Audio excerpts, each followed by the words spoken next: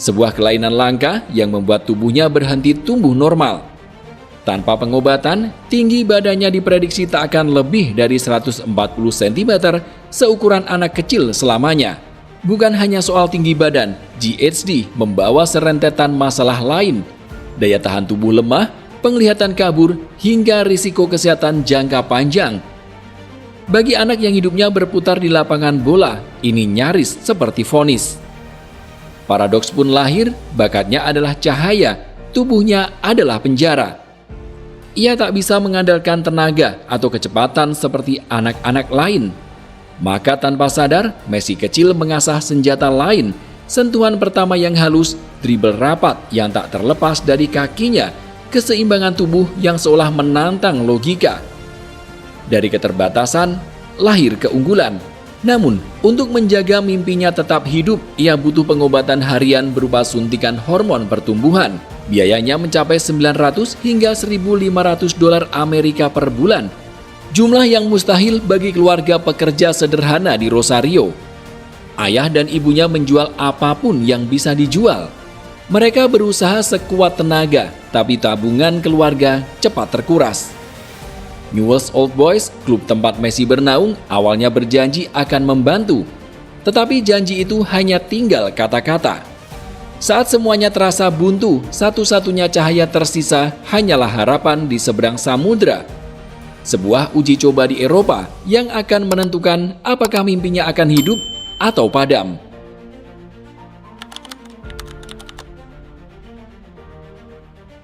Sebelum memutuskan terbang ke Eropa, keluarga Messi mencoba mengetuk pintu River Plate. Messi kecil tampil memukau dalam uji coba, bahkan mencetak 4 gol.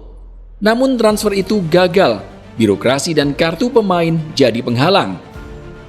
Jalan seolah buntu, sampai sebuah kesempatan terbuka jauh di Eropa. Lewat kerabat di Catalonia, keluarga Messi mendapat jalur ke FC Barcelona. Nama yang besar, tapi juga penuh keraguan. Siapa yang mau menanggung biaya pengobatan mahal untuk anak berusia 13 tahun, mungil dan asing? Charles Risah, direktur teknis Barcelona kala itu, awalnya tak yakin. Tapi pertemuan pertama dengan Messi mengubah segalanya. Dalam sebuah laga uji coba melawan anak-anak 2 tahun lebih tua, bocah kurus itu tak butuh banyak waktu untuk memperlihatkan keajaiban. Resah hanya butuh 1-2 kali menoleh, lalu berbisik pada stafnya, "Kita harus merekrutnya." Di luar lapangan, Messi adalah anak pemalu yang nyaris tak berbicara. Namun begitu bola menyentuh kakinya, ia berubah menjadi pejuang, seorang pemenang sejati yang tak mengenal rasa takut.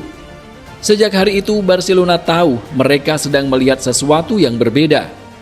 Sesuatu yang tak bisa diukur dengan tinggi badan, statistik, atau uang. Sebuah talenta yang bila diberi kesempatan akan mengubah sejarah klub selamanya. Keyakinan Charles Resah tak serta-merta membuat jalan mulus. Di ruang rapat Barcelona, keraguan masih menggelayut. Biaya pengobatan Messi terlalu mahal, risikonya terlalu besar. Dan siapa yang berani menjamin bocah kurus dari Rosario ini akan benar-benar menjadi bintang? Jorge Messi, sang ayah, mulai hilang sabar. Ia memberi ultimatum, jika tak ada keputusan, mereka akan kembali ke Argentina. Di tengah ketegangan itu, lahirlah sebuah momen legendaris. 14 Desember 2000, di sebuah restoran sederhana, Resah bertemu dengan keluarga Messi. Tak ada dokumen resmi, tak ada kontrak rapi, hanya sebuah serbet makan yang tergeletak di meja. Di atas kain tipis itu, Resah menuliskan komitmen Barcelona akan merekrut Lionel Messi, apapun resikonya. Secara hukum, coretan di atas serbet itu hampir tak berarti. Namun dalam sejarah sepak bola, ia menjelma jadi simbol keberanian, janji yang melampaui logika bisnis. Sebuah perjudian yang tak sekedar menukar uang dengan bakat, melainkan kepercayaan pada seorang anak kecil yang tubuhnya rapuh tapi mimpinya perkasa. Setelah tinta di atas serbet itu mengikat nasibnya, Lionel Messi dan ayahnya berangkat ke Barcelona pada Februari 2001. Namun, mimpi besar itu tak serta-merta indah. Kenyataan awal justru penuh kesepian. Karena konflik administrasi dengan Newell's Old Boys, Messi dilarang tampil di pertandingan resmi selama setahun penuh. Ia hanya boleh merumput di laga persahabatan dan Liga Regional Katalan. Bagi anak yang hidupnya berputar di sekitar bola, larangan itu terasa seperti penjara. Kesendirian kian terasa ketika ibunya, kakak dan adiknya kembali ke Rosario, meninggalkan ia berdua saja bersama sang ayah. Di asrama La Masia, Messi tenggelam dalam diam. Begitu pendiamnya, beberapa teman mengira ia bisu. Di dalam hati, kerinduan pada rumah dan nenek yang sudah tiada membebaninya. Pukulan lain datang saat ia patah tulang fibula, cedera yang membuat langkahnya kembali tersendat. Bayang-bayang kegagalan sempat menakutinya. Apakah semua pengorbanan keluarganya akan sia-sia? Namun di balik kesunyian itu, Messi tetap bertahan. Ia mungkin tak banyak bicara, tapi tekadnya berbicara lebih keras daripada kata-kata. Setiap kali menyentuh bola, seolah-olah ia sedang mengingatkan dunia. Meski jauh dari rumah, meski rapuh dan sepi, bakat ini tak akan padam.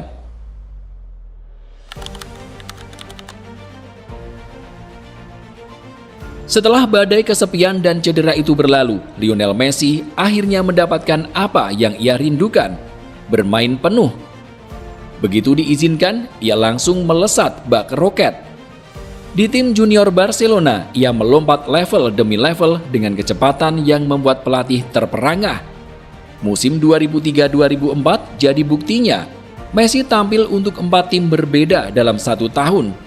Juvenil B, Juvenil A, Barça C, dan Barça B. Hampir di setiap lapangan ia meninggalkan jejak angka 89 gol dari 97 laga resmi.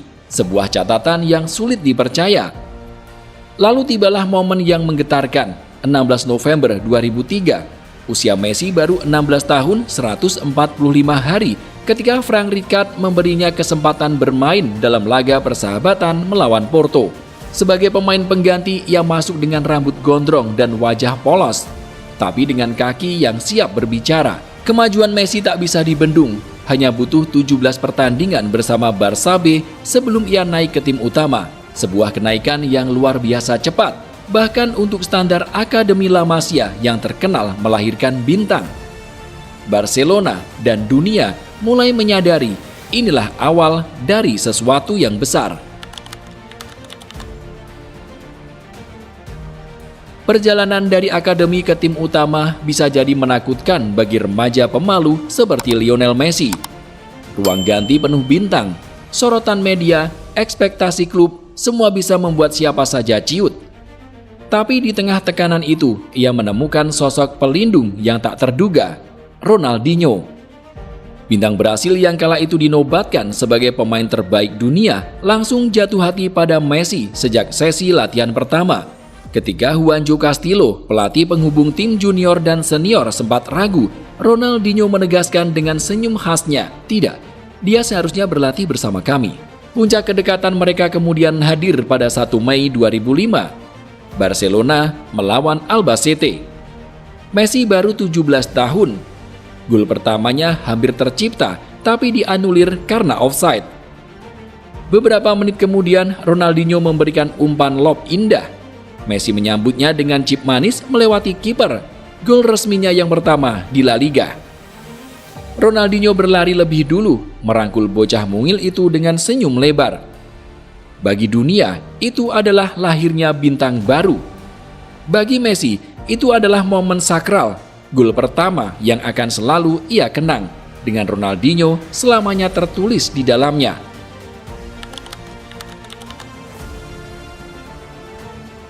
Gol pertama itu hanyalah pintu gerbang. Begitu ia menembusnya, Lionel Messi melesat tanpa menoleh ke belakang. Pada musim-musim awal bersama Barcelona, langkahnya seperti anak panah, lurus, cepat, tak bisa dihentikan. Masih remaja, ia sudah meruntuhkan dinding rekor yang selama puluhan tahun berdiri kokoh. Ia menjadi pencetak gol termuda Barcelona di La Liga. Lalu, di usia 18 tahun 357 hari, ia menorehkan hat-trick ke gawang Real Madrid dalam laga El Clasico yang mendidihkan Camp Nou. Sorak-sorai malam itu seakan mengumumkan ke dunia, bocah Rosario ini bukan sekedar talenta, ia fenomena. Musim 2007-2008 menandai Messi sebagai mesin gol sejati. Ia membukukan 16 gol dari 40 laga, jumlah yang akan terus berlipat ganda di tahun-tahun berikutnya. Dalam sekejap ia menjelma bukan hanya sebagai anak emas Barcelona, tapi juga harapan baru sepak bola dunia. Rekor demi rekor jatuh dan Messi masih terlalu muda untuk berhenti menghitung. Perjalanan Messi muda bukan sekedar kisah tentang bakat, tapi juga tentang keteguhan hati. Dari suntikan hormon pertumbuhan yang harus ia jalani setiap malam, dari rasa sepi di asrama La Masia, dari cedera yang menguji, hingga dari sorotan mata dunia yang kadang terasa terlalu berat untuk bahu remaja, semua ia lalui dengan diam, dengan kerja keras, dan dengan bola yang tak pernah ia lepaskan. Bagi sebagian orang, tubuh mungilnya tampak rapuh, tapi di balik itu ada jiwa baja yang membentuknya. Ia belajar bertahan ketika tubuhnya lemah, belajar tegar saat keluarga terpisah, dan belajar bersinar justru ketika banyak yang meragukan.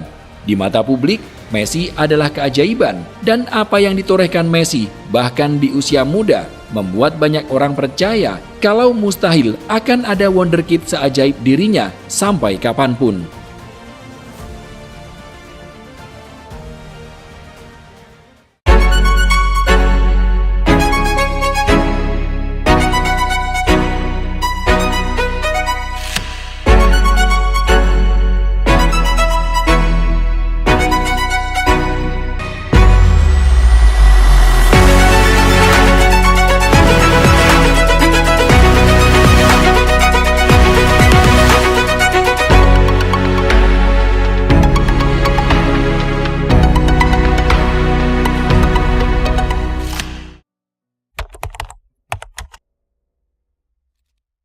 Ada malam-malam tertentu dalam sejarah sepak bola ketika waktu seolah melambat.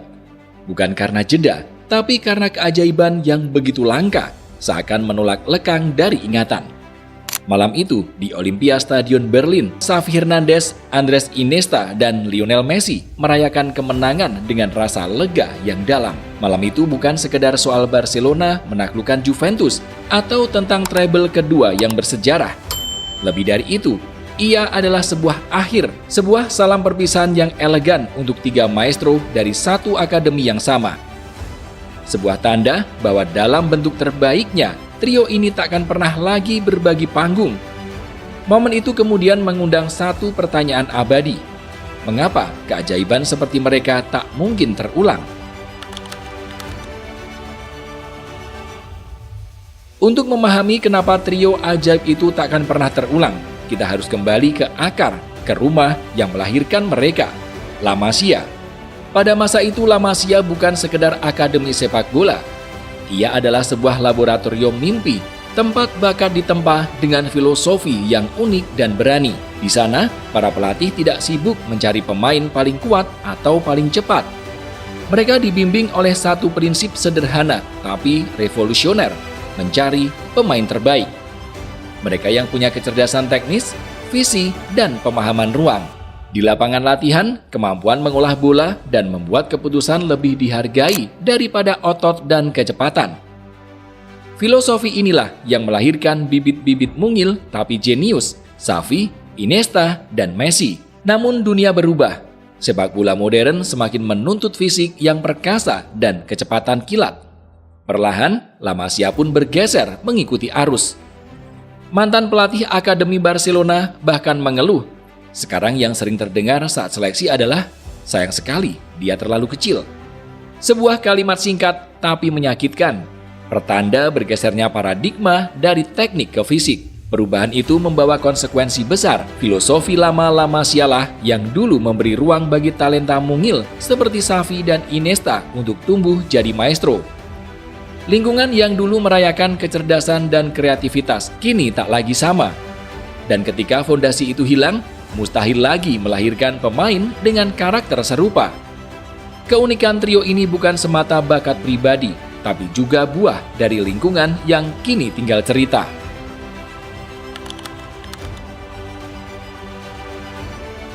Di bawah tangan Pep Guardiola, Barcelona menjelma jadi orkestra sepak bola. Dan di pusat panggungnya berdiri tiga maestro, Xavi, Iniesta, dan Messi.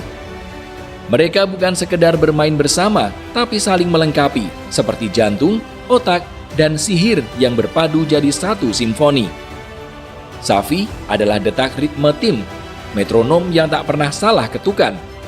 Dari kakinya, permainan lahir dan kembali. Ia tak hanya mengoper bola, tapi mengendalikan tempo, mempercepat saat dibutuhkan, melambatkan kala harus tenang. Dengan segitiga umpan pendek, ia membingungkan lawan dan membuka ruang sekecil apapun. Di bawah tekanan, ia tetap tenang, memastikan bola selalu jadi milik Barcelona. Jika Xavi adalah jantung, maka Iniesta adalah otak yang memecah kebuntuan. Guardiola menjulukinya master ruang dan waktu. Dengan dribblenya yang meluncur tanpa terlihat berlari, ia menciptakan kekacauan dalam barisan pertahanan lawan. Kemampuannya bermain di ruang sempit maupun lapang membuatnya selalu menemukan celah. Lebih dari sekedar teknis, Iniesta juga memberi ketenangan bagi Guardiola di masa-masa sulit, menjadi simbol kedewasaan dan loyalitas. Lalu ada Messi, sihir yang mengubah wajah sepak bola modern. Perpindahannya dari sayap ke peran false nine adalah revolusi. Guardiola ingin bek tengah kehilangan titik acuan dan Messi lah jawabannya. Dari posisi itu, ia bisa turun ke lini tengah, terhubung dengan Xavi, Iniesta, dan Busquets, lalu menyerang dari ruang yang tak terduga.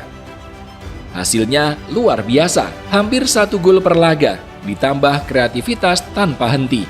3 peran ini bukanlah potongan yang berdiri sendiri, melainkan lingkaran tak terputus.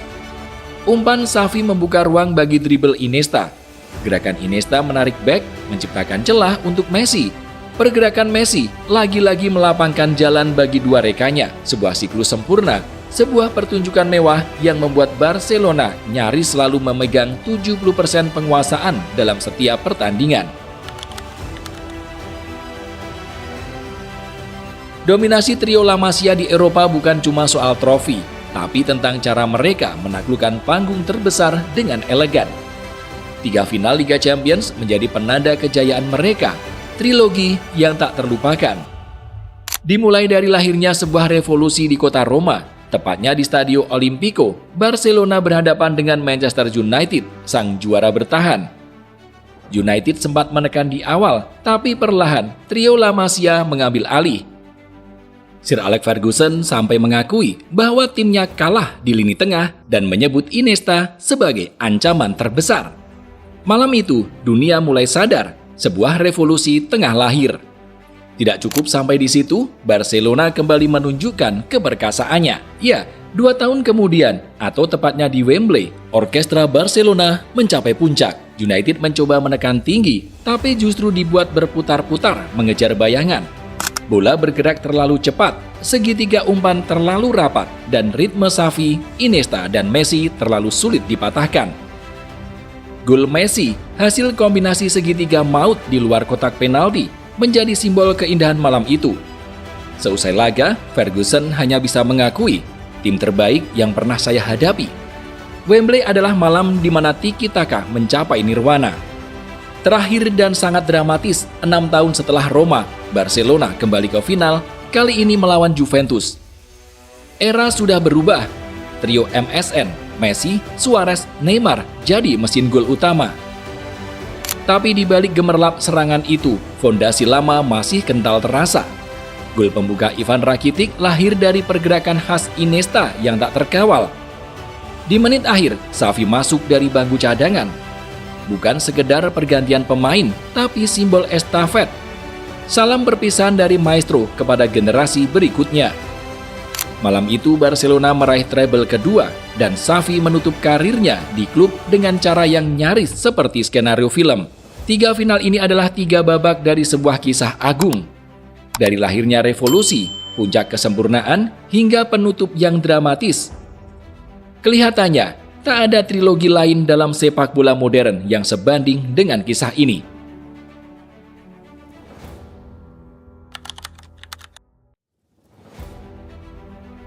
Jika ada satu momen yang benar-benar mengabadikan keajaiban trio La Masia, maka itu terjadi pada malam 10 Januari 2011 di Zurich. Di panggung megah FIFA Ballon d'Or, 3 nama finalis diumumkan. Dan dunia tercengang, Lionel Messi, Andres Iniesta, dan Xavi Hernandez semuanya lahir dari rahim yang sama, La Masia. Itu bukan sekedar daftar finalis, melainkan sebuah pernyataan sejarah. Untuk pertama kalinya, satu akademi mendominasi panggung individu tertinggi sepak bola. Messi akhirnya meraih trofi dengan 22,65% suara, disusul Iniesta dengan 17,36% dan Xavi dengan 16,48%. Angka-angka itu bukan sekedar statistik, tapi simbol bahwa sebuah filosofi berani mampu menembus puncak dunia. Momen ini adalah puncak yang mustahil diulang. Tak ada akademi lain sebelum maupun sesudahnya yang bisa menempatkan 3 anak didiknya sekaligus di podium Ballon d'Or. Sebuah anomali yang berdiri sendiri dalam sejarah sepak bola, bagaikan monumen yang tak tergeserkan waktu. Ballon d'Or 2010 bukan hanya kemenangan individu, tapi kemenangan sebuah cara pandang. Ia menegaskan bahwa keagungan tak selalu lahir dari belanja besar atau nama-nama mahal, melainkan bisa tumbuh dari halaman akademi, dari filosofi yang konsisten, dari kesabaran merawat mimpi. Dan momen itu singkat namun abadi, menjadi bukti bahwa trio ini adalah satu-satunya, takkan ada replika, takkan ada tiruan. Warisan trio Lionel Messi, Xavi Hernandez, dan Andres Iniesta bukan hanya hidup di ingatan para penggemar, tapi juga terpatri dalam angka. Dari 2004 hingga 2015, mereka mempersembahkan 25 trofi, sebuah bukti dominasi yang tak terbantahkan, baik di Spanyol maupun di panggung Eropa. Namun, angka hanyalah sebagian dari cerita. Yang lebih dalam adalah cara mereka membuat sepak bola terasa seperti seni. Mereka menunjukkan bahwa permainan ini tak melulu soal kekuatan atau kecepatan, tapi juga tentang kecerdasan, harmoni, dan keindahan dalam menguasai bola. Seiring waktu, sepak bola berubah. Lawan-lawan menemukan cara menghadapi tiki-taka, sementara Barcelona sendiri berevolusi. Trio baru bermunculan, nama-nama besar lahir dan tenggelam. Tapi satu hal tak bisa digantikan, mereka bertiga dalam harmoni sempurna, tak akan pernah ada duanya. Dunia mungkin terus mencari the next Messi, the next Xavi, atau the next Iniesta. Namun yang dilupakan banyak orang, keajaiban itu bukanlah soal individu, melainkan pertemuan langka 3 jiwa besar dalam satu panggung. Trio ini adalah anomali, persimpangan sejarah yang hanya datang sekali dalam 1 abad. Mereka meninggalkan jejak bukan hanya lewat gol, umpan, atau trofi, tapi lewat filosofi yang kini tinggal kenangan. Dan di setiap sorakan yang menggema, di setiap lapangan yang pernah mereka pijak, ada bisikan abadi bahwa suatu hari di Barcelona, 3 maestro kecil pernah mengubah dunia dengan caranya sendiri.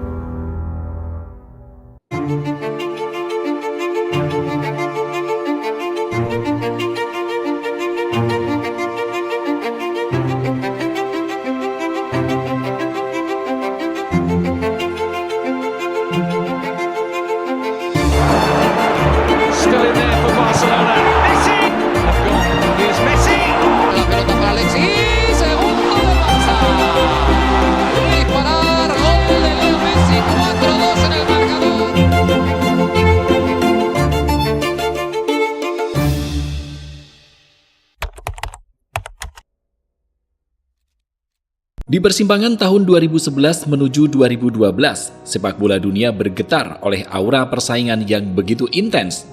Inilah masa ketika 2 titan, Lionel Messi dan Cristiano Ronaldo, saling dorong mendaki puncak, bukan sekedar mengisi halaman depan surat kabar, tetapi juga mendefinisikan standar kualitas di lapangan hijau. Namun, di tengah hiruk-pikuk itu, lahirlah sebuah fenomena yang melampaui imajinasi.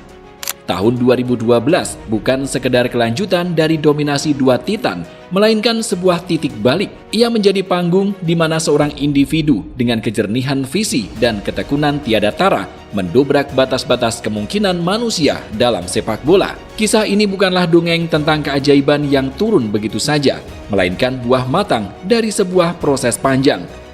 Josep Pep Guardiola, arsitek FC Barcelona, telah lebih dulu merancangnya lewat ide brilian. Peran false nine yang dipersonifikasikan Messi pertama kali diuji di laga El Clasico tahun 2009. Dan di tahun 2012, visi itu mencapai klimaks. Sinergi antara kecerdasan Messi, kerjasama tim yang tak tertandingi, dan filosofi permainan Barca yang kian matang berpadu menjadi kekuatan sempurna. Dari situlah rekor berubah menjadi legenda, dan legenda menjelma sejarah. Sebuah bukti bahwa keunggulan sejati tidak pernah lahir dari ruang kosong, melainkan dari pertemuan talenta, sistem, dan waktu yang tepat.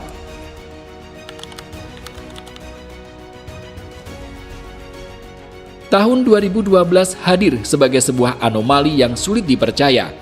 Lionel Messi tidak sekedar memecahkan rekor, ia menciptakan sebuah dunia baru, golongan yang berdiri sendirian. Dalam 1 tahun kalender, si kutu atom menorehkan 91 gol dalam 69 pertandingan resmi. Angka mustahil itu sukses menumbangkan rekor Gerd Müller, legenda Jerman yang sejak 1972 menyimpan 85 gol dalam semusim. Müller dengan kerendahan hati seorang legenda, bahkan tak ragu untuk angkat topi. Dia pemain luar biasa, raksasa. Saya senang rekor saya dipecahkan olehnya. Pengakuan dari sang legenda menjadikan pencapaian Messi bukan sekedar angka, melainkan kesaksian otentik atas kedahsyatan yang ia ukir. Jika ditelusuri lebih rinci, distribusi gol Messi terasa mencengangkan. Untuk Barcelona, ia mencetak 79 gol, 59 di La Liga, 13 di Liga Champions, 5 di Copa del Rey, dan 2 di Piala Super Spanyol. Sisanya, 12 gol ia persembahkan untuk tim nasional Argentina. Namun, Messi bukan hanya mesin gol. Sepanjang tahun itu, ia juga menyalurkan 24 assist, menjadikannya pemain yang juga terlibat langsung dalam 115 gol. Dominasi itu pun mendapat pengakuan global. Di ajang FIFA Ballon d'Or, Messi meraih penghargaan pemain terbaik dunia untuk keempat kali beruntun. Sebuah capaian yang belum pernah terjadi sebelumnya. Dengan 47,88% suara, ia unggul atas rival abadinya Cristiano Ronaldo, sekaligus menempatkan dirinya sejajar dengan nama-nama abadi seperti Pele dan Diego Maradona. Bahkan, sanjungan datang dari para pesaingnya. Gianluigi Buffon menyebutnya pemain yang lahir sekali untuk selamanya. Wayne Rooney dengan caranya sendiri menyebut Messi sebagai lelucon karena kehebatannya yang terlalu sulit dipercaya.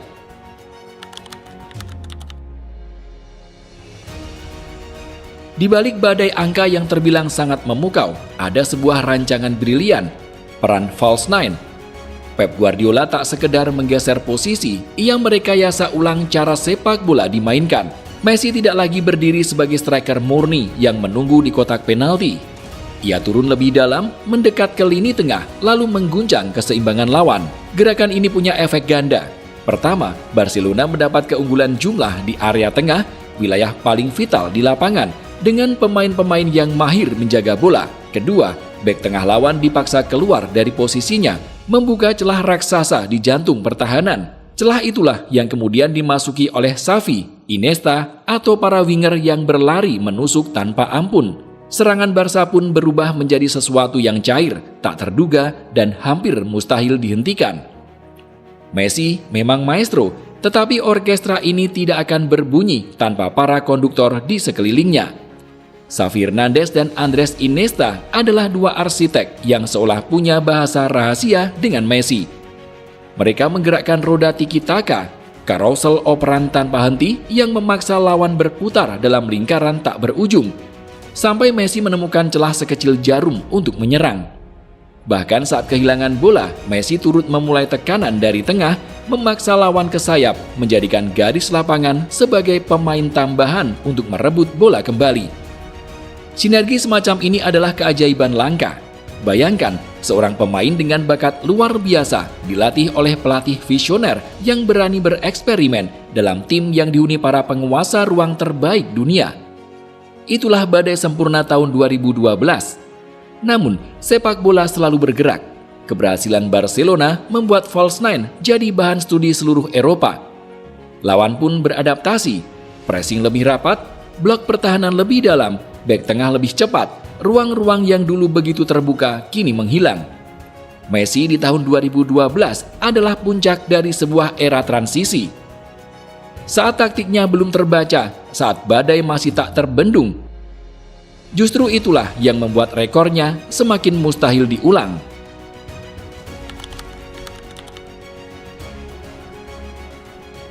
Di tengah hujan angka yang seolah datang dari langit, tahun 2012 juga menyuguhkan momen-momen yang menegaskan sisi manusiawi Lionel Messi.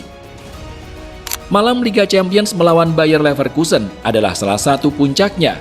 Di panggung itu, Messi tampil seakan lapangan hanya miliknya seorang diri. 5 gol ia sarankan, sesuatu yang tak pernah dilakukan siapapun dalam sejarah kompetisi. Beberapa minggu sebelumnya, Valencia di La Liga juga menjadi korban.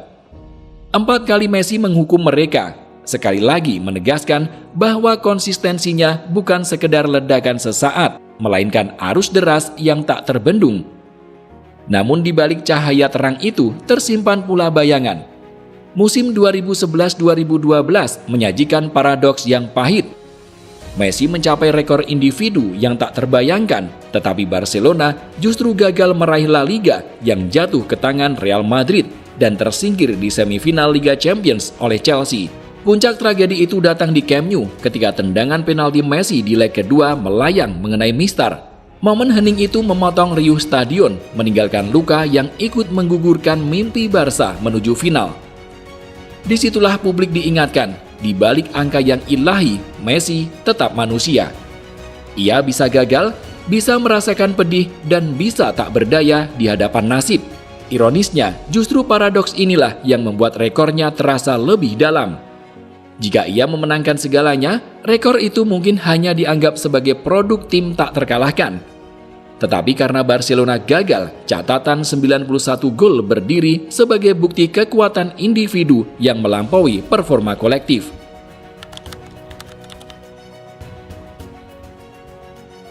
Mengapa rekor 91 gol Messi di tahun 2012 terasa mustahil diulang? Jawabannya tak berhenti pada angka. Ia adalah hasil dari sebuah rancangan sempurna, tatanan langka yang hampir tak mungkin tersusun kembali di masa depan. Pertama, rekor ini lahir dari persilangan taktik yang unik. Messi dengan bakat jenius dan kecerdasan membaca ruang bertemu dengan Pep Guardiola, pelatih visioner yang berani mendobrak pakem. Di sekeliling mereka berdiri para penggerak terbaik dunia, Xavi dan Iniesta, dua maestro ruang dan waktu. Ketiganya bersatu dalam satu panggung, anomali sejarah yang mungkin tak akan terulang. Kedua, tahun itu Messi berada di titik emas karirnya. Tubuhnya masih ringan, gesit, penuh stamina untuk menjalankan peran false nine yang menuntut pergerakan konstan. Pada saat yang sama, ia sudah matang secara mental, tenang di kotak penalti, tajam dalam keputusan. Ia berada di sweet spot ketika bakat mentah dan pengalaman matang bertemu di garis sempurna. Kini, perannya telah berevolusi lebih dalam sebagai playmaker, mengikuti perubahan fisik dan kebutuhan tim. Sulit membayangkan ada pemain lain yang bisa menemukan titik keseimbangan itu. Ketiga, sepak bola modern sudah berubah. Pertahanan kini jauh lebih disiplin, pressing terstruktur, blok rendah yang rapat, bek tengah dengan kecepatan tinggi, semua lahir dari pelajaran melawan Barcelona era Guardiola. Ruang-ruang yang dulu bisa dijelajahi Messi nyaris tak ada lagi. Dunia sudah belajar dan keajaiban yang dulu tak terbendung kini hampir mustahil diulang. Dan terakhir, di balik cahaya panggung ada hal yang kerap luput dari sorotan, yakni kerja keras.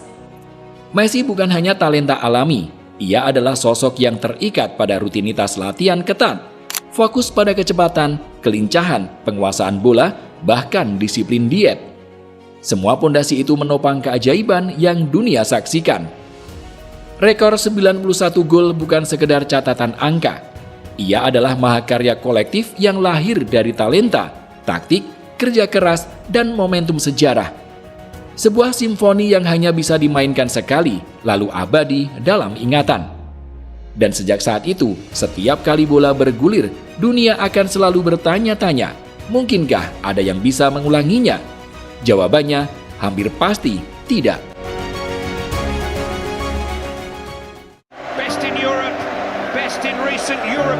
history. 4 Champions League triumphs inside a decade. Nobody else has lifted the European Cup more than once in that time. And it's heading back to the Nou Camp after 4 years away. For a picture. Messi, Suarez, Neymar. Is there a more potent striking trio in world football? This front three is such a dynamic three. They really have. They've got pace, they've got goals. They're working well as a unit. Again here, Suarez! Into the area, Suarez! It's Neymar, it's Kane, set and match, Barcelona, the perfect finale. Neymar to Messi, and could be the goal, that could be the title clinching goal, and guess who gets it? Lionel Messi!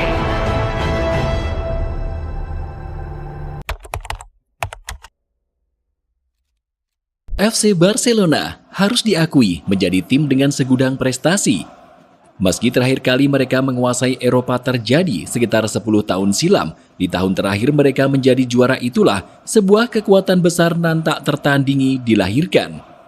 Hanya dengan menggunakan 3 pemain saja, FC Barcelona muncul sebagai tim paling ditakuti.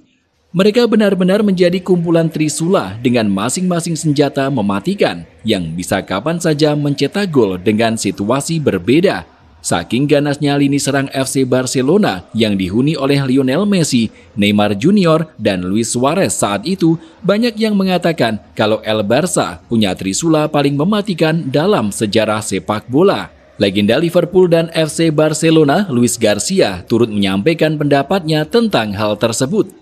Saat kamu menyaksikannya, mereka adalah trio terbaik dalam sejarah sepak bola. Kamu melihat mereka bermain, mereka selalu menang, mereka tidak egois saat mereka harus mencetak gol. Saat salah satu mendapat penalti, satu sama lain mengambil itu. Sangat sulit menemukan hal ini pada posisi penyerang. Penyerang biasanya egois karena mereka ingin mencetak gol. Kamu lihat Messi, sebagai pemain terbaik sepanjang sejarah sepak bola, dia tahu bahwa Luis Suarez bisa jadi pesaing untuk gelar sepatu emas, maka dia terus membantunya. Sangat aneh menemukan hal seperti itu, kata Garcia via Omnisport. Akan tetapi, harus diketahui pula bahwa tidak mudah bagi FC Barcelona untuk bisa mencapai prestasi yang sedemikian gemilang. Sebab sebelumnya mereka harus melewati tahun yang sangat menyedihkan. FC Barcelona seolah terpuruk dalam jurang kehancuran sebelum akhirnya mendapat keajaiban di waktu yang terbilang tepat.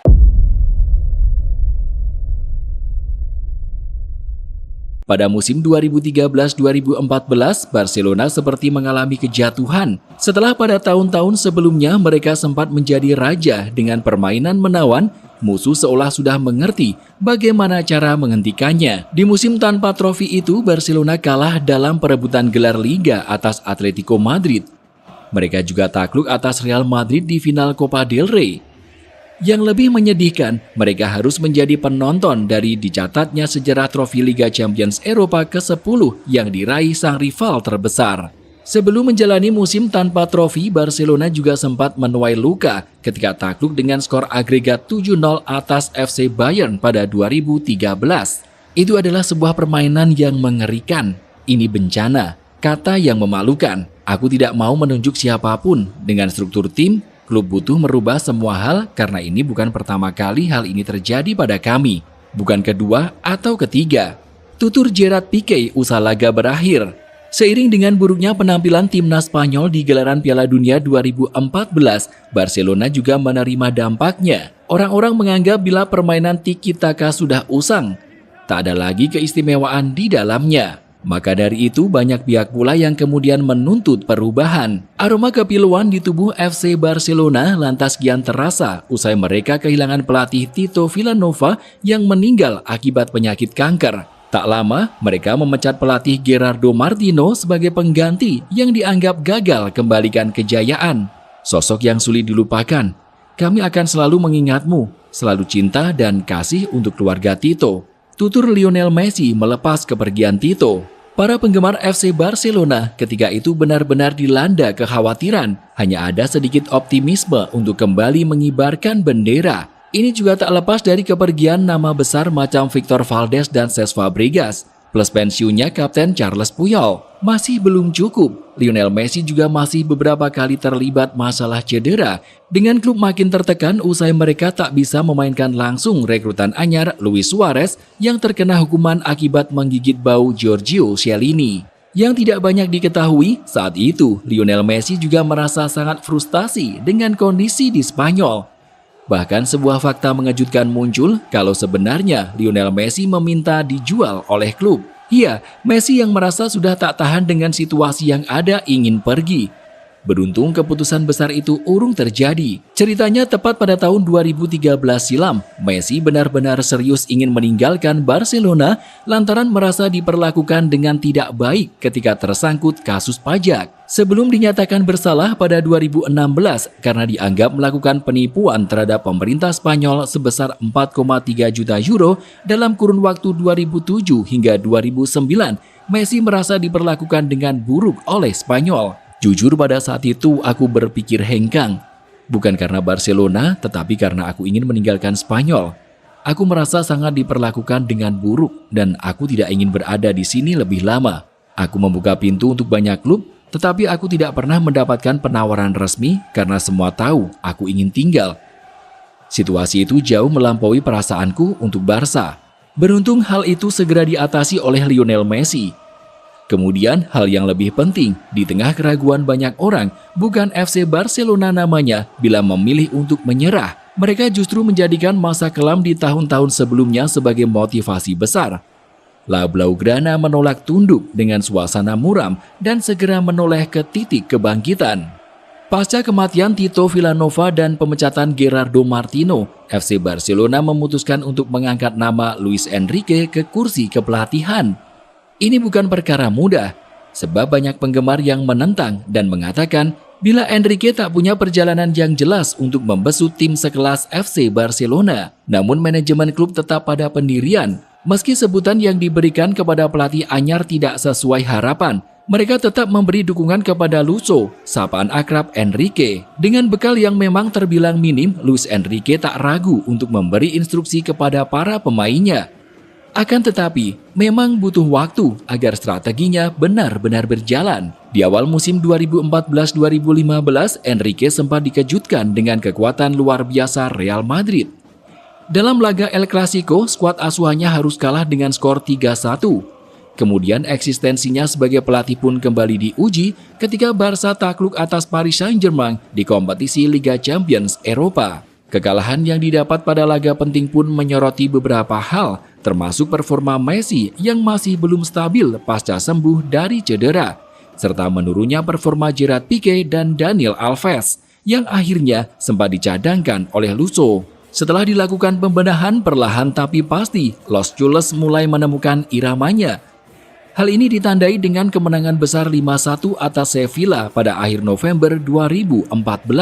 Dalam kemenangan yang amat spesial itu, Lionel Messi sekaligus memecahkan rekor sebagai pencetak gol terbanyak La Liga setelah mencetak hat-trick.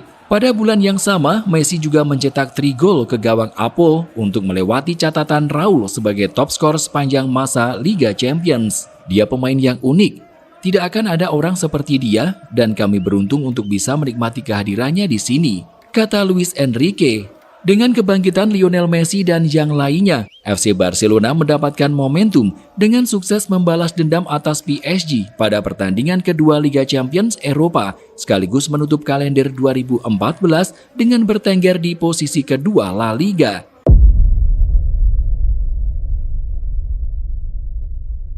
Seiring dengan kebangkitan Barcelona, klub asal Katalan itu juga sekaligus memperkenalkan salah satu mesin paling mengerikan dalam sistem permainan sepak bola.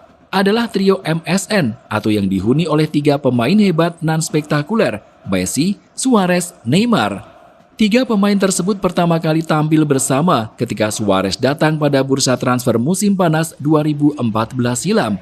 Neymar Junior sendiri sudah tiba setahun sebelumnya.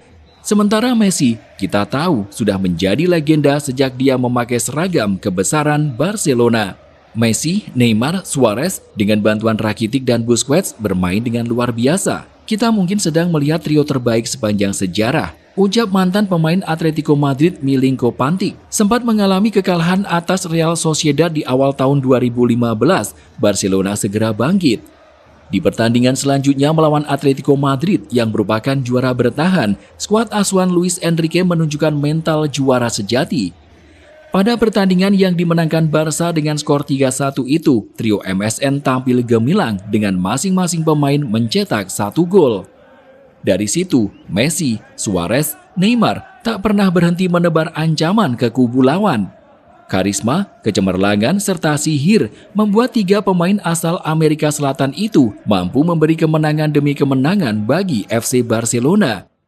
Ketika kembali bertemu Atletico Madrid yang mana kali ini di ajang Copa del Rey, Barcelona sukses meraih kemenangan.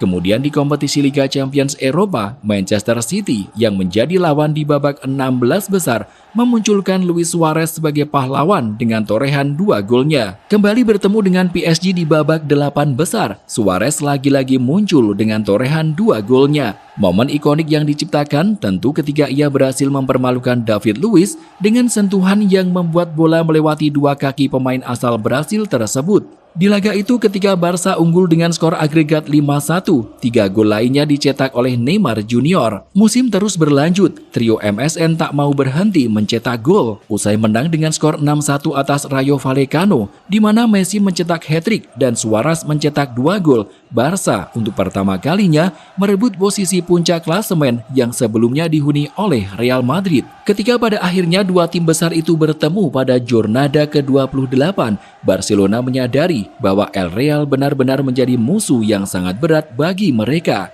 Namun berkat kegigihan setiap pemain, kemenangan tipis 2-1 pun berhasil didapat. Dalam laga itu, Luis Suarez mencetak 1 gol pada menit ke-56 untuk memastikan 3 poin Blaugrana. Saat bulan Mei tiba, tantangan FC Barcelona kian berat. Mereka harus berhadapan dengan FC Bayern di babak semifinal Liga Champions Eropa.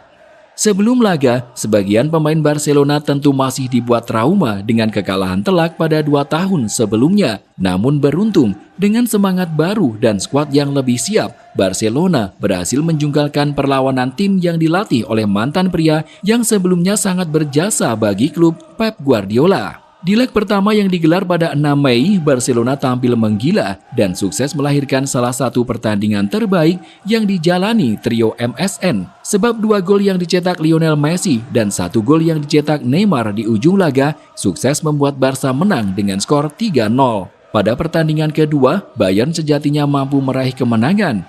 Mereka sukses mencetak 3 gol lewat aksi Benatia, Robert Lewandowski, dan Thomas Muller. Namun dari sisi yang berbeda, Neymar kembali unjuk kebolehan dengan mencetak 2 gol. Dengan begitu agregat 5-3 sukses meloloskan Barcelona ke babak final. Di partai puncak, Barcelona harus berhadapan dengan Juventus pada Juni dan bertempat di Berlin.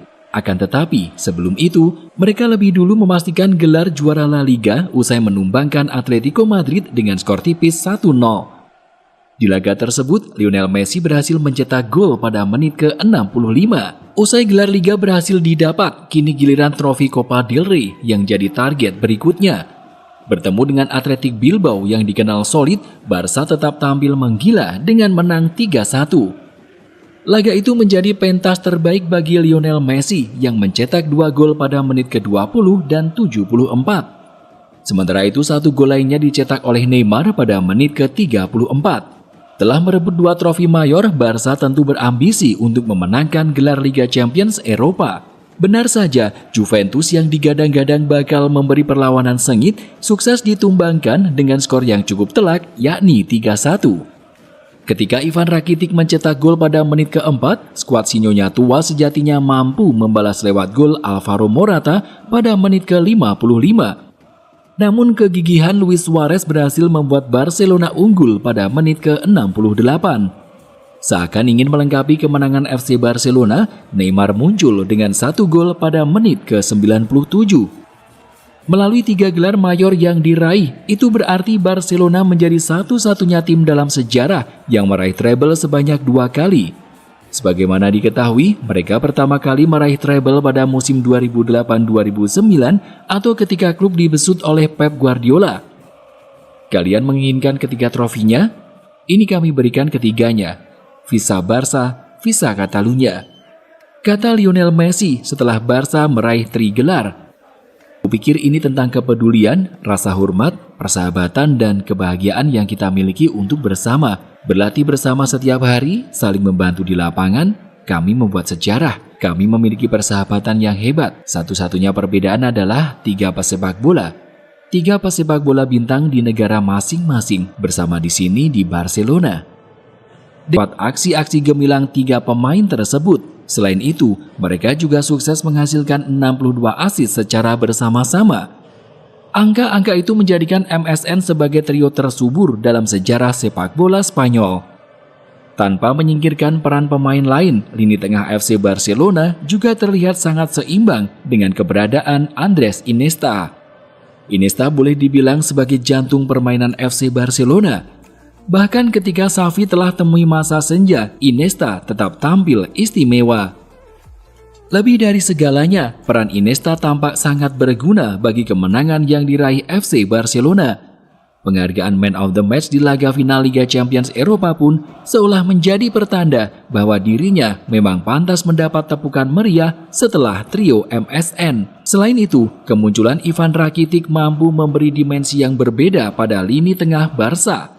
Dengan permainan elegan dan keputusan tepat yang diambil, Rakitic adalah pemain terbaik untuk menggantikan Xavi yang hengkang di akhir musim. Sementara itu, di bawah mistar penampilan api Claudio Bravo, sukses membuat gawang Barcelona aman di kompetisi Liga.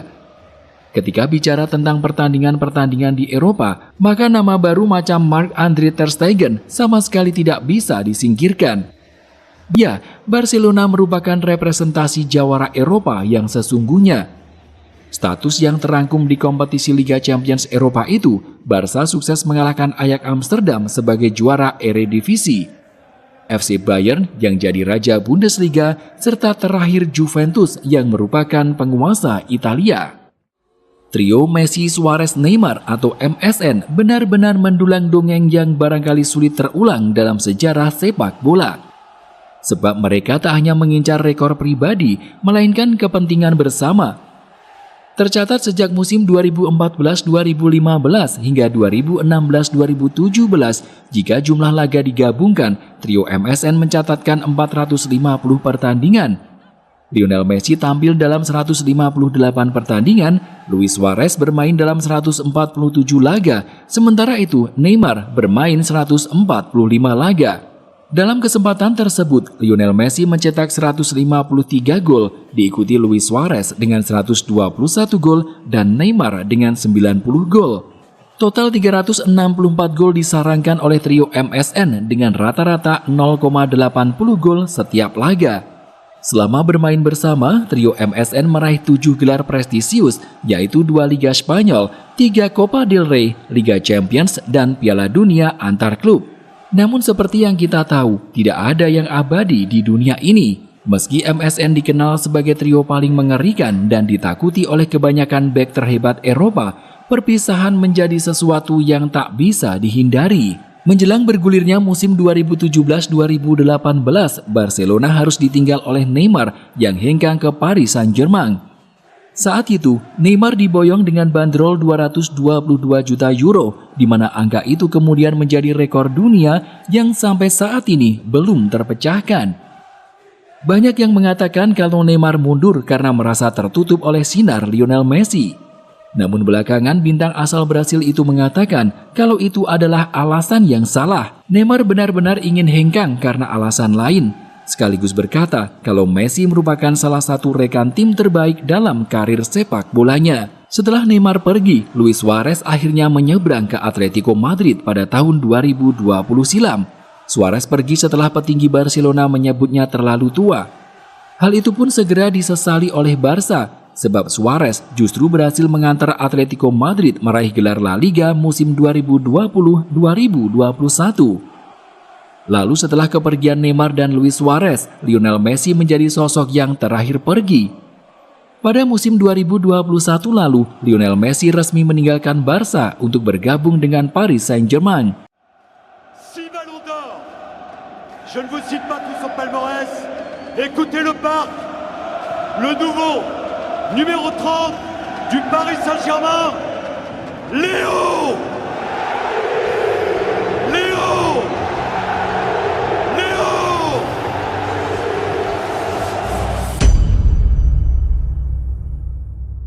I promised you news on Lionel Messi. It is significant breaking news. We understand it is increasingly likely he will leave Paris Saint-Germain in the summer. Pada sebuah sore cerah di Agustus 2021, langit Paris mendadak berubah jadi panggung sejarah. Dari jendela Le Royal Monceau, Lionel Messi melambaikan tangan. Di bawah sana, ribuan orang berdesakan. Lautan biru merah PSG berkibar dalam bentuk syal, bendera, dan jersey. Sorak-sorai itu bukan sekedar sambutan, tapi juga simbol dari sebuah janji besar. Era baru sepak bola Prancis yang diyakini akan segera lahir. Narasi yang dijual ke dunia pun terasa bak dongeng. Seorang maestro yang dipaksa pergi dari rumah lamanya kini akan menemukan panggung baru. Ia dipertemukan kembali dengan Neymar, ditemani bakat muda Kylian Mbappe. Trio impian yang diyakini tak akan tertandingi. Harapannya jelas, trofi Liga Champions, obsesi PSG sejak lama, akhirnya bisa singgah di Paris. Namun, dongeng ini ternyata punya sisi lain. Hanya berselang 2 tahun, adegan yang sangat berbeda terjadi di Parc des Princes. Bukan lagi sorak kemenangan, melainkan siulan cemooh. Messi berjalan dengan kepala tertunduk, disambut dingin oleh sebagian supporter. Tak ada tribut, tak ada sorotan perpisahan, hanya hawa kekecewaan yang menggantung di udara. Kisah yang dibuka dengan gegap gempita berakhir dalam senyap yang pahit. Bagaimana mungkin sebuah proyek yang secara teori sempurna, pemain terbaik dunia, dana tanpa batas, tim penuh bintang, justru runtuh dengan cara begitu getir? Inilah kisah tentang bagaimana sebuah mimpi besar pecah berantakan. Kedatangan Messi bukan sekedar transfer, melainkan sebuah pernyataan. Barcelona, klub yang ia bela sepanjang karir, tak sanggup lagi memperpanjang kontraknya karena jebakan keuangan. PSG pun sigap melihat celah. Tanpa biaya transfer, mereka mendatangkan sang maestro, sebuah kudeta yang menggemparkan dunia. Messi mendarat di Paris dengan jet pribadi, disambut di bandara bak pahlawan. Kontrak 2 tahun dengan opsi perpanjangan ditandatangani. Presiden klub Nasser Al-Khelaifi dengan lantang menyebut ini sebagai bukti ambisi PSG. Trofi Liga Champions menjadi target utama, satu-satunya mahkota yang belum pernah mereka raih. Namun di balik euforia itu, fondasinya rapuh. Kebenarannya, Messi datang bukan karena pilihan hati, melainkan karena keadaan. Lewat ayahnya, ia bahkan sempat menolak pendekatan PSG beberapa bulan sebelumnya. Hanya karena Barcelona tak lagi mampu, ia harus mencari pelabuhan baru. Paris menjadi pilihan realistis, bukan impian. Perbedaan tipis namun krusial ini diam-diam menggerogoti proyek PSG. Messi hadir bukan dengan gairah penuh, melainkan dengan sisa luka perpisahan. Dan luka itu perlahan ikut meneteskan racun ke dalam perjalanan barunya.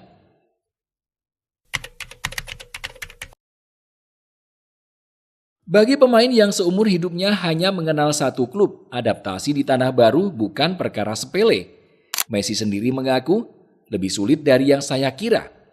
Ia datang terlambat, tanpa pramusim, tanpa ruang transisi yang cukup. Paris terasa asing dari lapangan hingga kehidupan sehari-hari. Di atas rumput, kenyataan tak sesuai dengan harapan publik. Mereka membayangkan mesin gol Barcelona, sosok yang bisa mencetak puluhan gol per musim. Yang hadir justru Messi dalam peran baru, bukan eksekutor, melainkan arsitek serangan. Ia turun lebih dalam, jadi pengatur ritme, pemberi umpan terakhir. Statistik pun bergeser, gol menurun drastis, tetapi jumlah assist melonjak.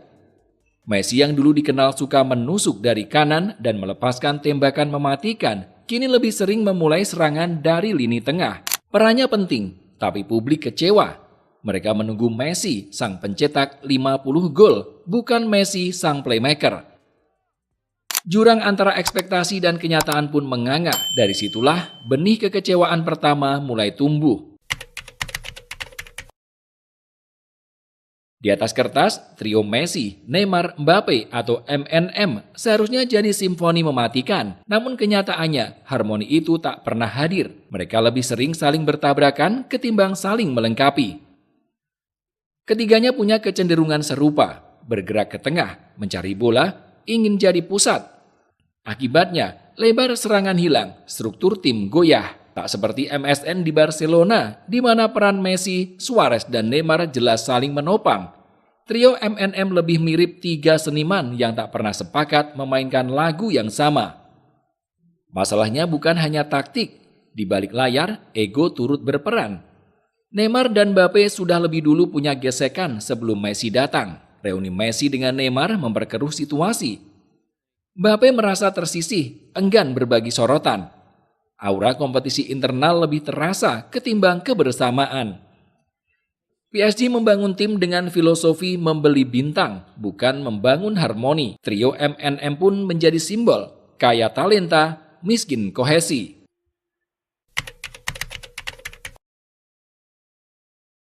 Liga Champions adalah obsesi PSG. Semua uang, semua bintang, semua proyek, ujungnya ada di sana. Messi dengan 4 trofi Eropa bersama Barcelona dianggap sebagai kunci untuk membuka pintu yang selama ini tertutup. Tapi di Paris, pintu itu tetap terkunci rapat. Musim 2021-2022 jadi pukulan telak. PSG menundukkan Real Madrid di leg pertama, bahkan unggul agregat 2-0 di leg kedua. Semua tampak aman hingga 17 menit neraka datang. Karim Benzema mencetak hat-trick, membalikan keadaan, menyingkirkan PSG. Di laga yang sama, Messi gagal mengeksekusi penalti, sebuah detail yang melekat di ingatan banyak orang sebagai simbol apesnya perjalanan itu. Musim berikutnya 2022-2023, luka lama kembali terbuka. Kali ini Bayern Munich yang mengirim mereka pulang lebih cepat dengan skor agregat 3-0. Pergantian pelatih tak mengubah apapun, masalah mendasar tetap sama. Tim penuh bintang tapi rapuh secara struktur. Kegagalan beruntun itu membuat Messi jadi sasaran kritik. Media Prancis yang terkenal pedas tak segan menyorotnya. Publik kecewa. PSG yang berharap menemukan jimat sakti di diri Messi justru mendapati bahwa sihir itu tak lagi cukup menyelamatkan mereka di momen krusial.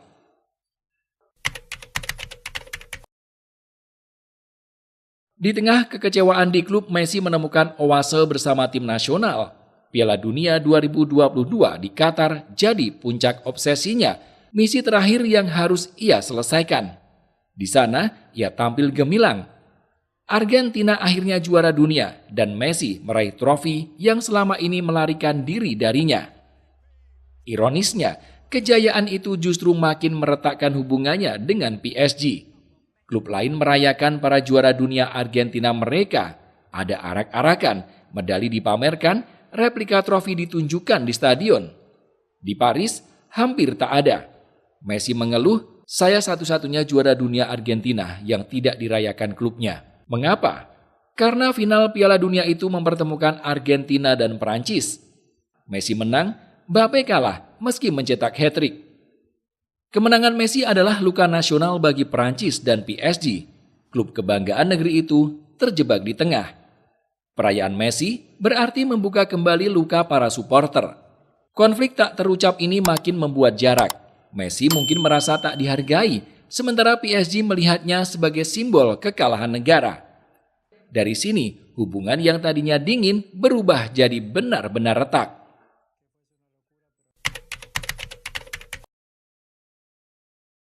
Musim 2022-2023 menjadi bab terakhir yang getir. Sebuah kunjungan pribadi Messi ke Arab Saudi tanpa izin klub meledak jadi kontroversi besar. PSG menjatuhkan skorsing. Supporter pun melampiaskan amarahnya dengan siulan setiap kali namanya disebut. Laga terakhir Messi di Parc des Princes berlangsung hambar. Melawan Clermont, PSG kalah 2-3. Tak ada perayaan, tak ada penghormatan. Sebagian fans justru mencemoohnya.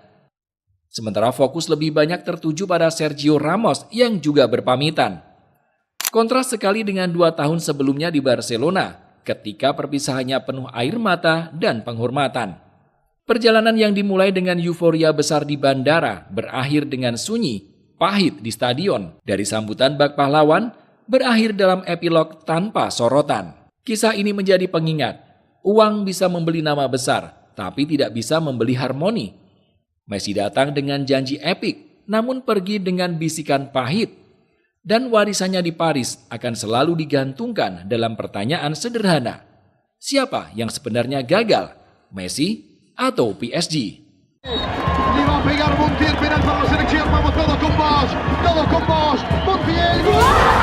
Messi has conquered his final bid. Lionel Messi has shaken hands with paradise.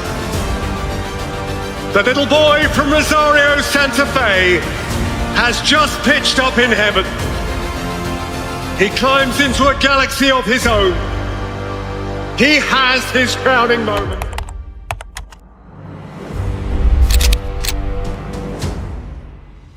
Dalam dinginnya malam di Lusail, Qatar, di hadapan 88.966 pasang mata yang menahan napas, waktu seolah berhenti. Miliaran orang di seluruh dunia ikut larut dalam detik yang menegangkan itu. Di tengah lapangan, Lionel Messi berdiri tenang, memikul seluruh beban sejarah bangsanya. Pandangannya teduh, namun penuh harap saat Gonzalo Montiel melangkah maju. Kakinya tampak bergetar. Ini bukan sekedar penalti. Ini adalah satu tendangan yang bisa mengakhiri saga 16 tahun pencarian atau menjerumuskan kembali ke jurang kekecewaan tak berujung. Ini adalah cerita tentang seorang bocah yang berani bermimpi besar, lalu menempuh perjalanan penuh duri hingga akhirnya meraih trofi yang paling enggan mendekat padanya.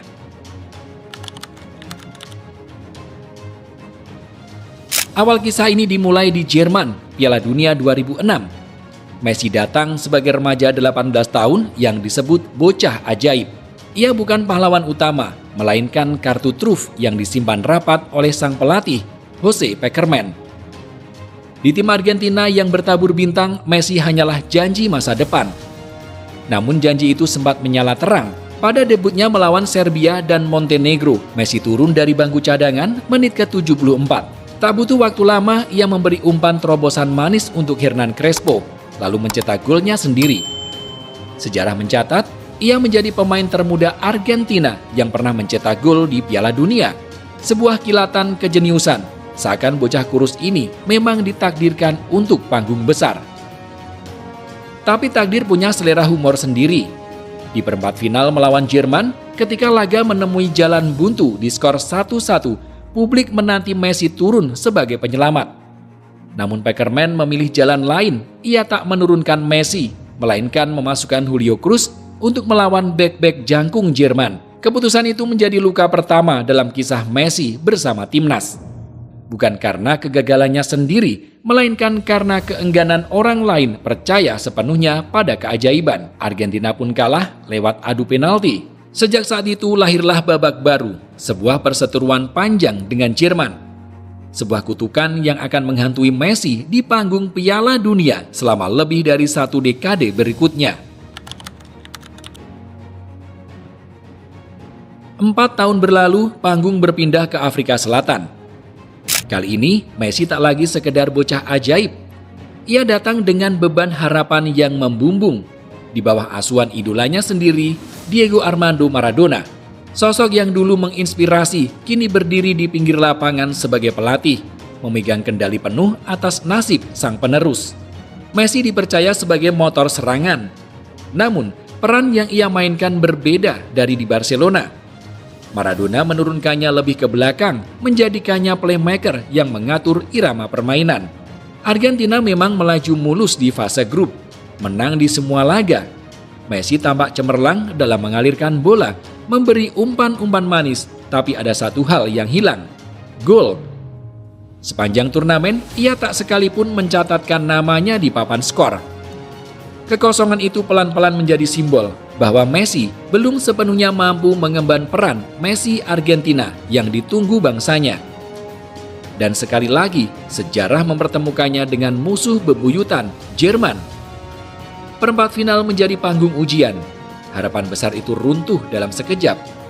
Argentina dibantai 4-0 bukan sekedar kalah. tapi dihancurkan secara telak. Setelah laga, Maradona berbicara lirih tentang momen yang sulit dilupakannya. Suara Messi yang menangis di ruang ganti. Itu bukan tangisan biasa, melainkan air mata seorang jenius yang merasa lumpuh, terjebak dalam ekspektasi sebuah bangsa tanpa mampu mengubah nasib timnya.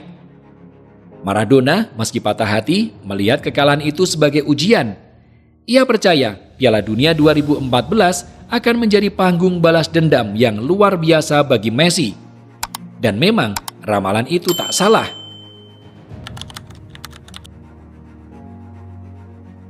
Ramalan Maradona akhirnya menemukan bentuknya di Brasil.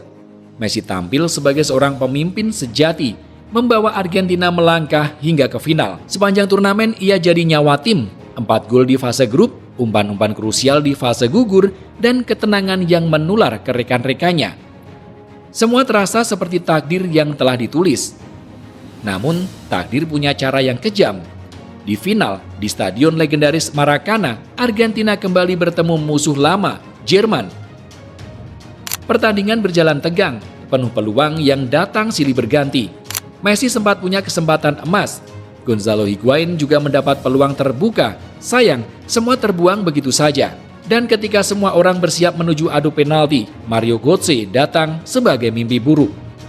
Golnya di menit ke-113 menghancurkan harapan jutaan orang, mengubah malam yang seharusnya jadi pesta menjadi duka. Adegan paling ikonik justru terjadi setelah peluit akhir. Messi, wajahnya datar tanpa ekspresi, naik ke podium untuk menerima Golden Ball, penghargaan pemain terbaik turnamen. Trofi individu yang seharusnya jadi kebanggaan justru terasa hambar di tangannya, seolah dunia tengah mengingatkan, ia jenius, tapi ia tetap gagal membawa pulang yang paling berharga. Di momen itu Messi menjadi gambaran tragedi klasik. Sang pahlawan telah mengeluarkan segalanya, tapi tetap pulang dengan tangan kosong. Setelah 3 final besar yang selalu berakhir pilu, termasuk 2 kekalahan beruntun di Copa America, Messi tiba di Rusia dengan pundak yang semakin berat. Kritik datang bertubi-tubi. Media dan publik menuduhnya kurang total untuk Argentina, seakan semua penderitaan belum cukup membuktikan betapa ia sebenarnya rela hancur demi timnya. Begitu beratnya tekanan sampai ia sempat memilih mundur sebentar dari timnas.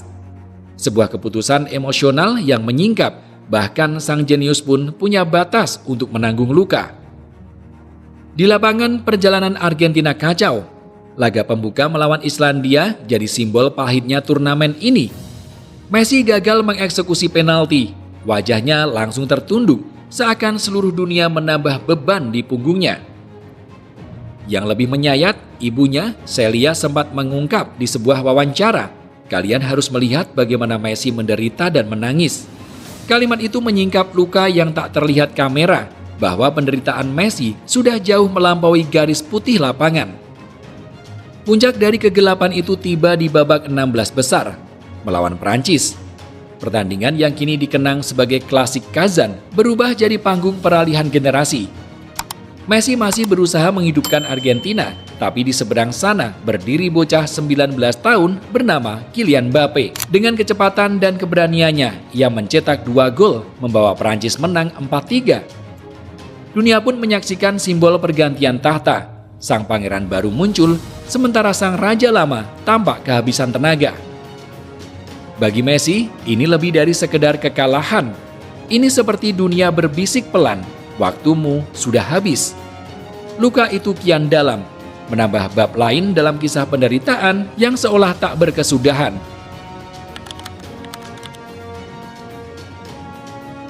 Setelah bertahun-tahun hidup dalam bayang-bayang kegagalan, Messi akhirnya menemukan secercah cahaya.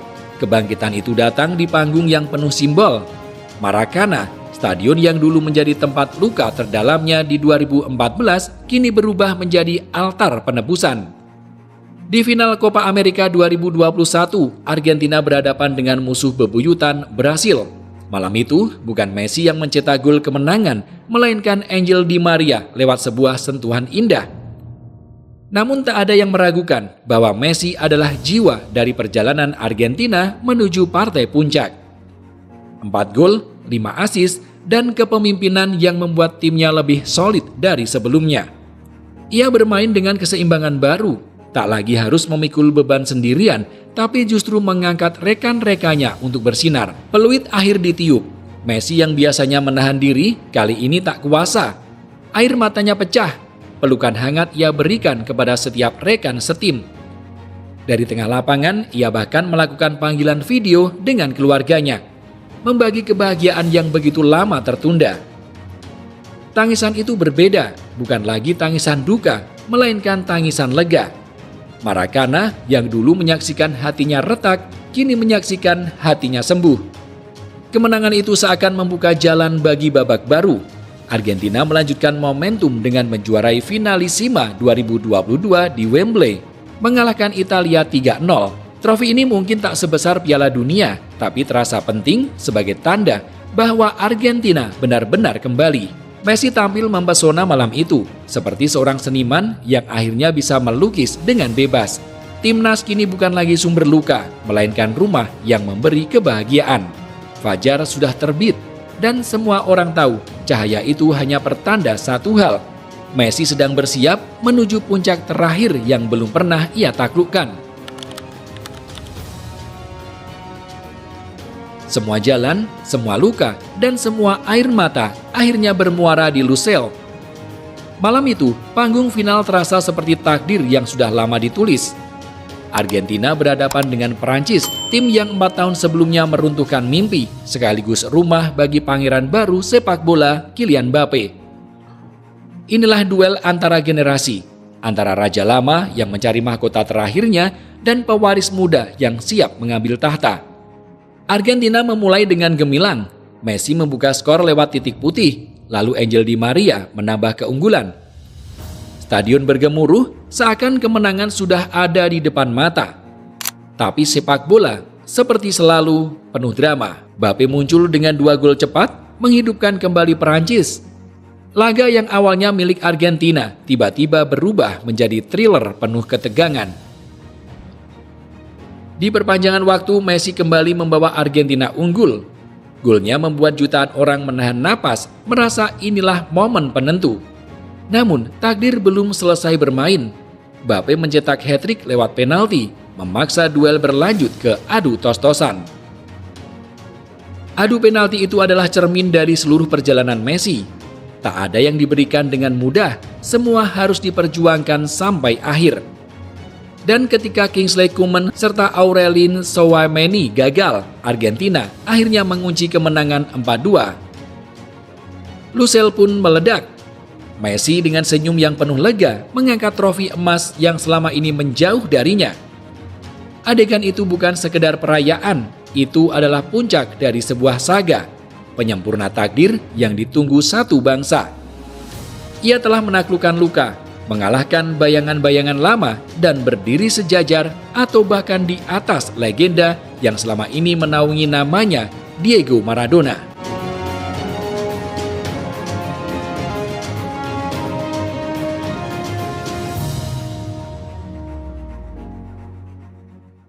It's officially official. Signed today, Lionel Messi, Inter Miami. He's in Major League Soccer. The city is paralyzed. Everyone is talking about Messi. There's pink jerseys all around. It's the biggest athletic signing in any sport in U.S. history for me. This will forever change the sport of soccer in North America. I would like to introduce to you your number 10, Inter Miami number 10, America's number 10, the best number 10 in the world, Lionel Andres Messi. Messi again, Lionel Messi. Messi with the steal. Messi carried away. Lionel Messi is in. Oh. Messi, brilliant! My word, what a goal! It's just typical Lionel Messi. Even here, even now, he is beyond compare. Langkah kaki Lionel Messi selalu menghadirkan melodi di atas rumput hijau. Selama lebih dari 2 dekade, nada itu bergema di Camp Nou lalu berlanjut ke Paris, sebuah simfoni yang dikenal, dipuja, dan dikenang dunia.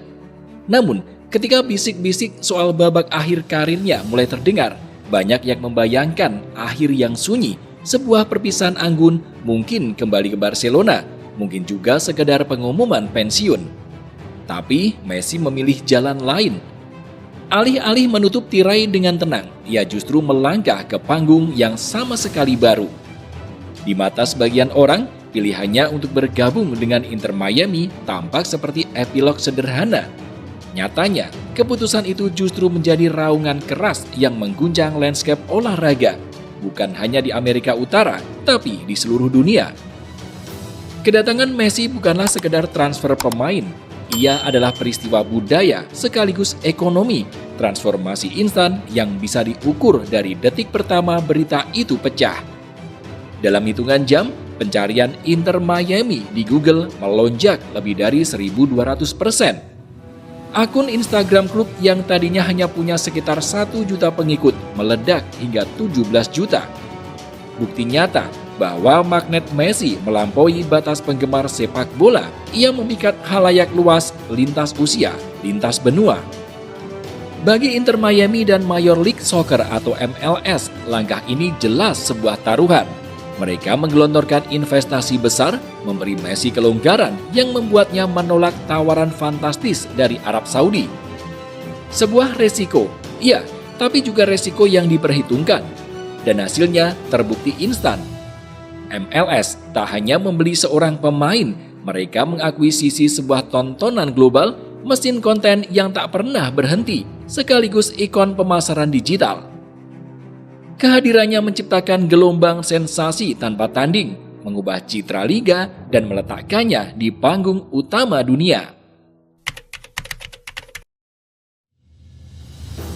Di Barcelona dan Paris Saint-Germain, Messi adalah pusat semesta. Semua serangan bermula darinya, menuntut gerakan tanpa henti, sprint tajam, dan tekanan tinggi.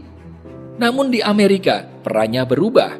Bukannya kehilangan sentuhan karena usia, Messi justru menyempurnakan gaya mainnya menjadi lebih jernih, lebih efisien, sebuah kelas master dalam membaca permainan.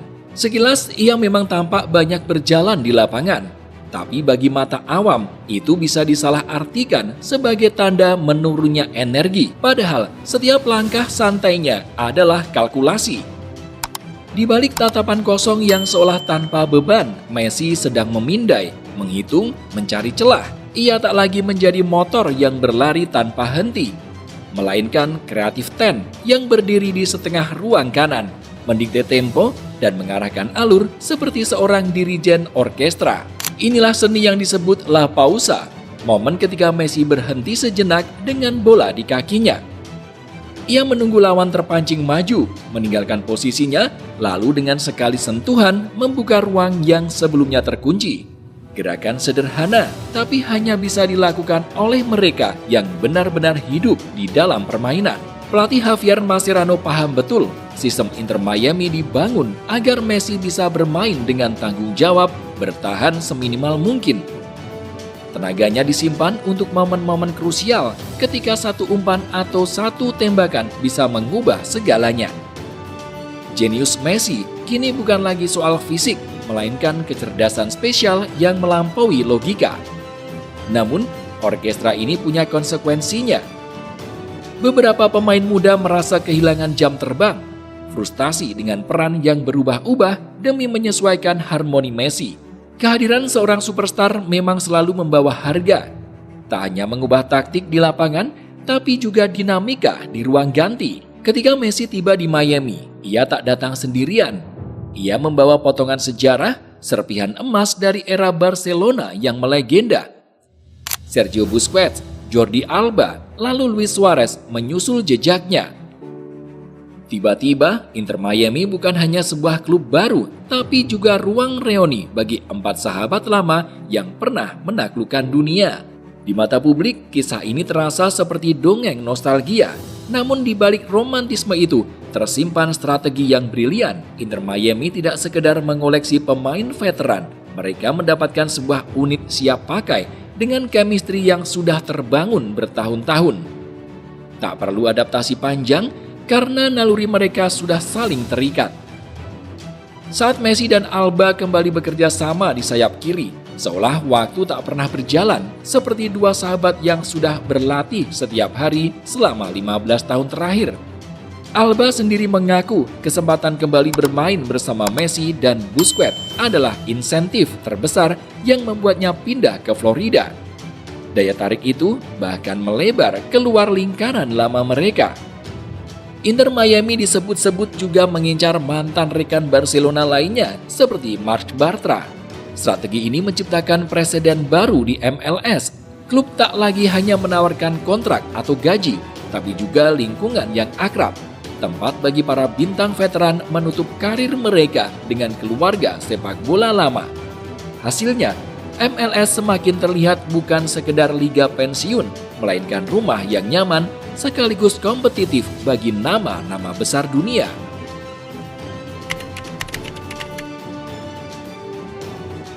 Pengaruh Messi di Inter Miami tak berhenti pada strategi atau rekrutmen.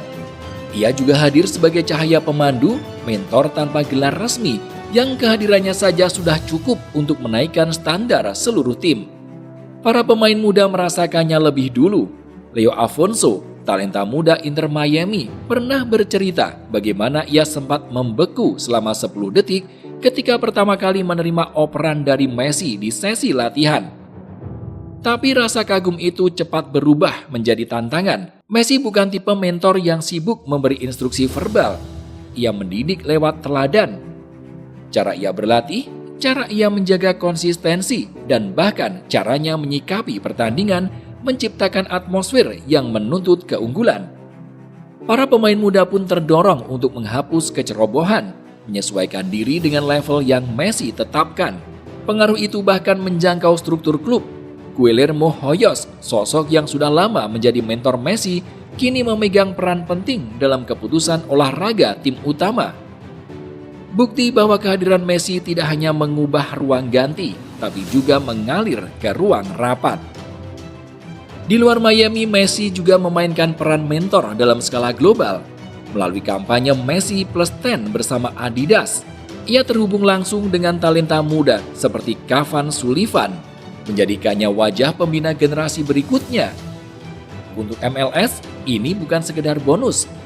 Kehadiran Messi sebagai inspirasi hidup, baik bagi rekan setim maupun jutaan anak muda, adalah pondasi tak ternilai untuk membangun masa depan sepak bola Amerika.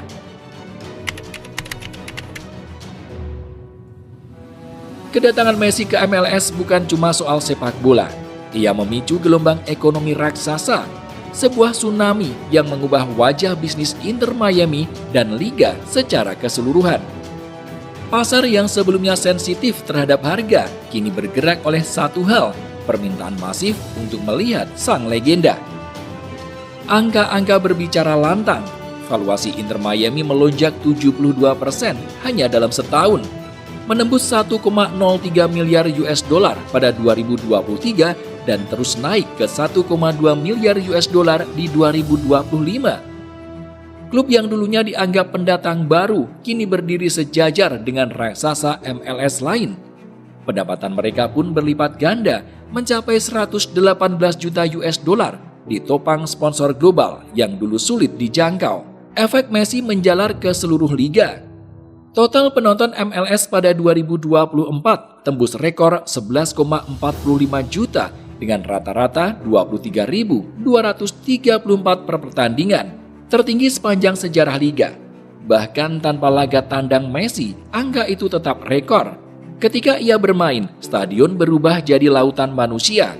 72.610 penonton memadati Arrowhead Stadium melawan Sporting Kansas City. Sementara final Leagues Cup di Lambeau Field disaksikan lebih dari 60.000 orang. Namun, dampaknya bukan hanya soal jumlah kepala di tribun. Ada pergeseran perilaku, tapi elastisitasnya turun. Orang rela membayar mahal karena mereka tidak lagi sekedar membeli tiket pertandingan. Mereka membeli pengalaman sekali seumur hidup menonton Messi bermain di depan mata. Gelombang itu juga terlihat di toko merchandise. Jersey Messi jadi yang terlaris di dunia untuk Adidas, mengalahkan penjualan bintang-bintang Real Madrid maupun Manchester United. Semua ini menegaskan efek Messi bukan sekedar hype, melainkan transformasi ekonomi nyata yang mendefinisikan ulang bagaimana sepak bola dipasarkan dan dikonsumsi di Amerika. Kedatangan Messi ke Inter Miami tak bisa dilepaskan dari satu kesepakatan besar, sekaligus saluran konten yang hidup. Kontrak uniknya yang kabarnya memberi Messi bagian dari setiap langganan internasional MLS Season Pass menciptakan simbiosis sempurna. Kesuksesan finansial pribadinya kini selaras dengan pertumbuhan liga dan hasilnya langsung terasa. CEO Apple Tim Cook bahkan mengakui bahwa kedatangan Messi membuat layanan mereka melampaui ekspektasi. Debut Messi saja sudah menarik lebih dari 100.000 pelanggan baru dalam sehari, sebuah rekor sejak layanan itu diluncurkan. Transformasi itu juga melahirkan inovasi, salah satunya siaran player spotlight Messi di TikTok, kamera khusus yang hanya mengikuti gerakannya sepanjang pertandingan. Eksperimen ini mencatat 6,4 juta penonton langsung, menjadikannya siaran olahraga terbesar di platform tersebut di Amerika Serikat. MLS dan Apple seakan berkata lantang, sepak bola bukan hanya soal 90 menit, tapi tentang cara baru menikmati idola. Namun, pekerjaan rumah masih menanti. Studi menunjukkan ada 5,8 juta penggemar MLS dan Messi yang belum berlangganan Season Pass pada 2024. Inilah kelompok peluang emas yang harus terus dikejar. Fondasinya sudah diletakkan. Messi sebagai wajah digital, Apple sebagai pintu global. Tantangannya tinggal satu, bagaimana mengubah rasa penasaran menjadi komitmen berbayar.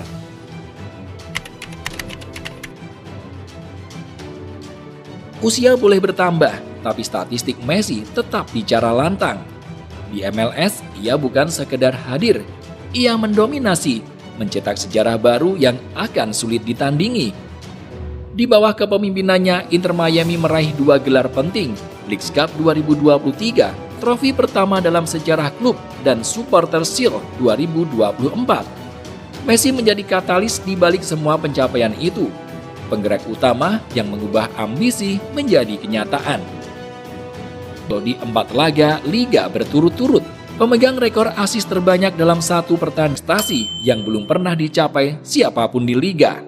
Dengan 25 gol dan 11 assist dalam 32 laga musim 2025, Messi membuktikan dirinya lebih dari sekedar ikon. Ia masih mesin produktif, fondasi yang menopang seluruh sensasi di luar lapangan. Karena tanpa keajaiban di lapangan, efek Messi bisa cepat redup. Statistiknya adalah bukti bahwa pesona ini bukan sekedar tontonan, melainkan substansi yang nyata.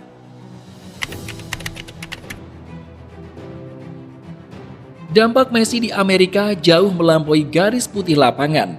Ia bukan hanya simbol Inter Miami atau MLS, melainkan wajah baru sepak bola di Amerika Serikat. Pengakuan demi pengakuan datang, dinobatkan sebagai atlet terbaik 2023 oleh Time, lalu menerima Presidential Medal of Freedom dari Presiden Joe Biden pada 2025. Dua penghargaan yang menegaskan Messi bukan sekedar atlet, ia adalah ikon budaya. Popularitasnya bahkan menyalip nama-nama legendaris Amerika sendiri. Sebuah survei menempatkannya sebagai atlet profesional favorit masyarakat AS, melampaui LeBron James hingga Michael Jordan, prestasi yang belum pernah dicapai pemain sepak bola manapun. Messi berhasil menembus benteng olahraga tradisional Amerika dan berdiri sejajar di puncak. Kehadirannya juga merembes ke ruang-ruang iklan dan layar kaca.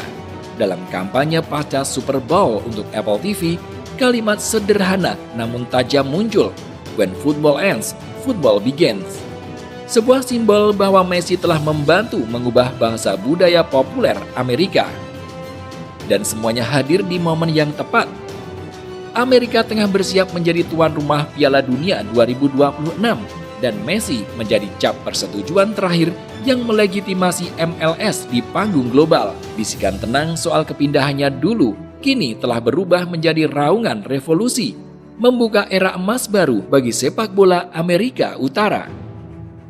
Messi datang bukan untuk berpamitan, ia datang untuk menulis bab baru. bab yang tak pernah kalah abadi dari kisah sebelumnya. Jika di Eropa ia adalah maestro yang menciptakan simfoni, maka di Amerika ia adalah duta besar yang menyalakan obor. Dan dari Miami, cahayanya kini memancar ke seluruh dunia.